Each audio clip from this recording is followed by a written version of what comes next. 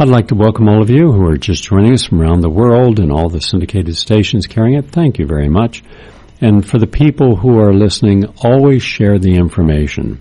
Like the article I just wrote about Wikipedia and its lack of objectivity, how we believe it's not a legitimate encyclopedia like Encyclopedia Britannica and 7 others, that only works if you, in turn, are able to share that information. Right now, we're going to our conference phone where Dr. Beverly Rubik, R-U-B-I-K, is standing by to talk about the dangers of 5G rollout and the adverse effects of wireless electromagnetic frequencies on human anatomy and health. She is a renowned biophysicist investigating the role of consciousness in the physical world and complementary and alternative medicine, particularly the role of the human biofield. She's currently the founder of the Institute for Frontier Science, and they're out in California, Emeryville, California. And she was the director for the Center for Frontier and Science at Temple University and was a congressionally appointed member of the National Institutes of Health Advisory Board for the Office of Alternative Medicine. And she has also done a lot of work on the term Biofield, and it was accepted into the National Library of Medicine. And she serves on the editorial boards of the Journal of Alternative and Complementary Medicine. Nice to have you with us today. Thank you. I'm delighted. You're just back, and we'd like to hear about your trip. And during the past year, we have been covering the human and environmental health risks associated with wireless EMF radiation and the new 5G technology. And several of the important critics of 5G, including Dr. Deborah Davis, have been on recently to share their warnings. However, given your unique area of specialization in the human biofield, you can provide another dimension of expertise into how 5G rollout will further endanger our health, because these smaller wireless antennas will be everywhere and nobody will be able to escape them. China is currently far ahead of the United States with its 5G rollout, and you've made a couple of trips recently to Hong Kong and the mainland. So I'd like to begin with you sharing what is now being observed in China now that several cities have completely employed 5G and these cities' citizens are exposed to 5G wireless. The forum is yours. Yes. Well, first of all, the Chinese people are using their cell phones much more than Americans, if you can imagine. It's practically continuous use. They often attach their cell phone to a special phone wire on their bodies. So their major organs are exposed 24/7 to their cell phones, and they do everything from shopping on their cell phone. It's a cashless society, identified with a QC code, which looks like a barcode. Everybody's got a code, their social score, their, of course, texting, their vocal calls, etc. So they're on those phones much more than most. What I've heard about, and I wasn't in Shenzhen, but that's where the 5G rollout has happened already. That's also the home of Huawei, which is the Chinese large telecom company that has been very successful in making phones and putting out 5G. And I've heard that people are already getting sick, that young people, too, are not feeling well. I've heard the same coming out of regions of London where people are exposed to 5G, and also Sacramento, California, where there's been some experimental rollouts. So from 3 separate sources, young and old have reported that they're not feeling well. They're feeling sick, like flu-like symptoms with 5G. The government and private industry, along with the mainstream media, notably the New York Times, which has the most to gain from 5G through its collaboration with Verizon, tell us that 5G frequencies are safer than the current 4th and 3rd generations that we currently rely upon. Why shouldn't we believe this, and in what ways has 5G been shown to be a greater health risk? And since your area of specialization is biofields, is there any compelling research on electromagnetic frequencies' effects upon the biofield that gives cause for concern?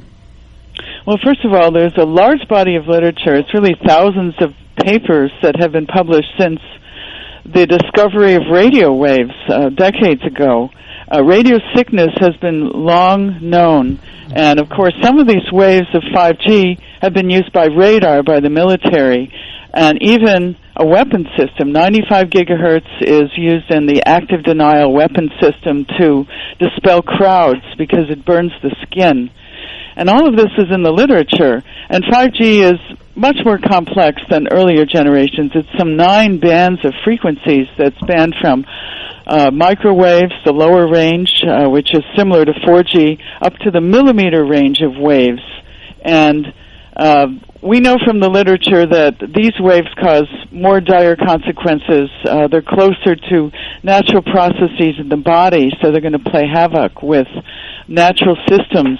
The biofield is the organizing field of the body that I believe controls all of the physiology and biochemistry. And so if we start blasting us with waves in that dimension, then we actually interfere with physiological and biochemical processes across the board broadly in our biological system. I've measured the biofield, and I can see the disruption in it from 4G. We don't have 5G yet where I live, but we can see disruptions, a shrinking biofield, an asymmetrical biofield as a result of exposure to wireless communication devices. When Dr. Deborah Davis was on the program a couple of months ago, she spoke at length about 5G's effects on reproductive health, and particularly men's sperm quality. And I noted in your research paper on short-term mobile phone effects on blood cells that there is evidence that electromagnetic frequencies adversely affect stem cells and enzyme activities, both of which are critical for premature aging. What does the science show regarding wireless effects on stem cells and enzymes? Well, effects on stem cells, I actually haven't measured. I was looking at the blood. Enzyme activity is thwarted by these waves, and of course that's totally disruptive then to the biochemistry, which is a delicate balance of sequential enzyme reactions. Well, 5G propaganda touts the benefits this technology will have on average citizens' life. However, it's clear that such an enormous and expensive undertaking, which intended to have global reach, is not being launched just so we can download films from Netflix faster or turn our different computers on and our cell phones to get a faster response. This is far more benefits for the nation's military and defenses and national security and surveillance and law enforcement. Can you speak on how these federal and private industries will welcome and benefit most from 5G? Well, of course, because we're going to be completely surveilled every aspect of our life. And if we thought advertising was targeted now, it will be super targeted after they know every tiny habit and usage of the Internet of Things, which, of course, 5G is all about. So this is the advancement of technocracy, of the utter use of technology to surveil and control our lives. And it's very disturbing, really. It's not about faster downloads. That's just the sales pitch to some of us who fall for it. But it's quite dire, I think, and people should be quite wary about it. We're going to be doing a special program on Tuesday evening on the Progressive Commentary Hour with a person who was in Google's high area for years and then quit. And he's going to be telling us how much Google has aligned itself with the private military industrial complex, the Pentagon, spy agencies, DARPA. So you're right on that. My final question is, one of the most important areas that we're not talking about is, what if we're living in a city or town where 5G is fully installed? Is it possible to mitigate our exposure in order to be more safe from electromagnetic frequency adverse impacts?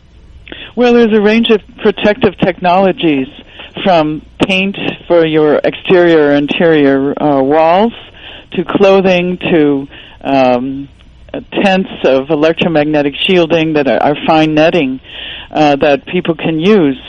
I'm hopeful that there may also be white zones. I know Hawaii is doing some of these that are electromagnetically free of Wi-Fi, and I hope that other cities will do the same, that will consider white zones, because not all of us can take these fields. There are certainly electrosensitive people, and we can expect more electrosensitivity because the dosage affects us. It's cumulative, and we can expect more people getting sick. We're going to keep on top of this. In fact, we're doing a new documentary on the very topic. Beverly, thank you very much. I appreciate coming on our show today. You're welcome. Thank you, Gary. From Emeryville, California, Dr. Beverly Rubik. And her foundation is frontiersciences.org. And also brubik, RUBIK.com. brubik or frontiersciences.org.